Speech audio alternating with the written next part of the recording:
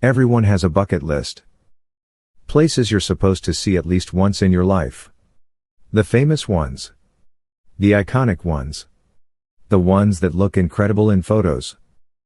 But what if some of them just don't live up to it? Not bad. Just not what people expected.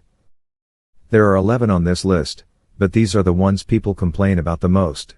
Let's start with probably the most famous painting in the world, the Mona Lisa.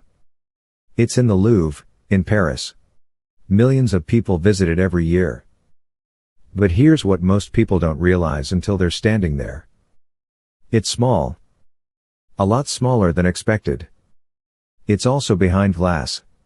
And there's always a crowd. Not just a few people, a full wall of tourists, phones in the air, trying to get a photo. Most visitors don't actually look at it. They just take a picture and move on. And for something so famous, that can be a bit of a letdown. Then there's Stonehenge. Thousands of years old. Full of mystery. One of the most recognizable landmarks in the world. But when you get there, you're not walking through it. You're standing at a distance. Behind ropes.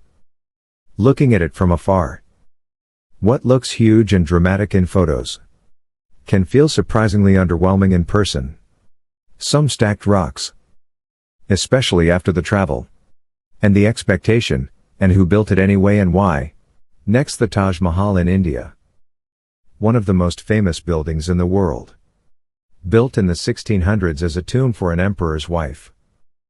And to be fair, it is impressive. But what people don't expect is the scale of the crowds. We're talking thousands of visitors a day. Long queues just to get in. Security checks. And once you're inside, you're moving with the crowd. The photos make it look calm. Almost empty. In reality, it's one of the busiest tourist sites on Earth. So instead of that quiet, reflective moment people imagine, it's hard not to notice a drying and polluted river, people living on the streets, scammers capitalizing on the tourists just a few meters outside of this majestic monument. Maybe not paradise. People who return from Bali either describe it as a gloriously beautiful and surprisingly inexpensive paradise, or the biggest tourist trap they've ever seen. But many folks, like the blogger Nomadic Matt, would say the latter group isn't mad at Bali, they're mad at Kuta Beach. Although the bars on Kuta Beach are famously wild, the beach itself is polluted and packed with tourists, the restaurants are either mediocre or overpriced, and even the shopping is mediocre at best. The Gili Islands and Ubud are better tourist spots, and Nusa Lembongan is a better place to take in Bali's natural beauty. Every Australian has been to Bali, it's a rite of passage for the Aussies, who knew? Let's move to South America.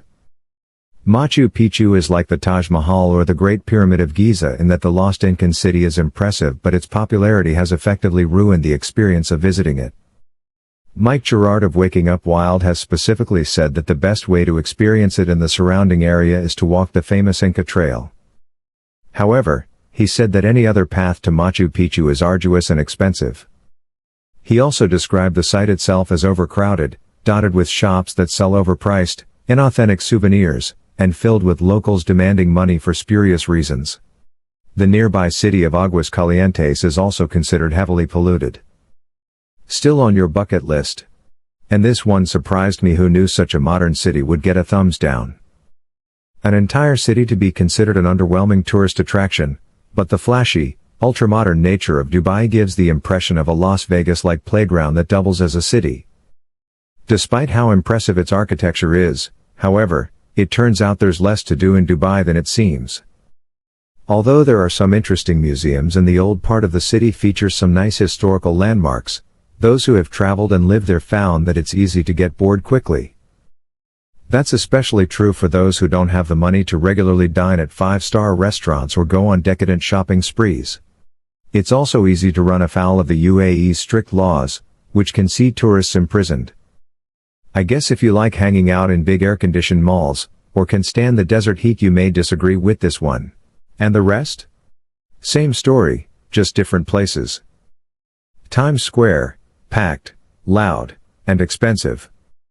Eiffel Tower, hours in line for a few minutes at the top.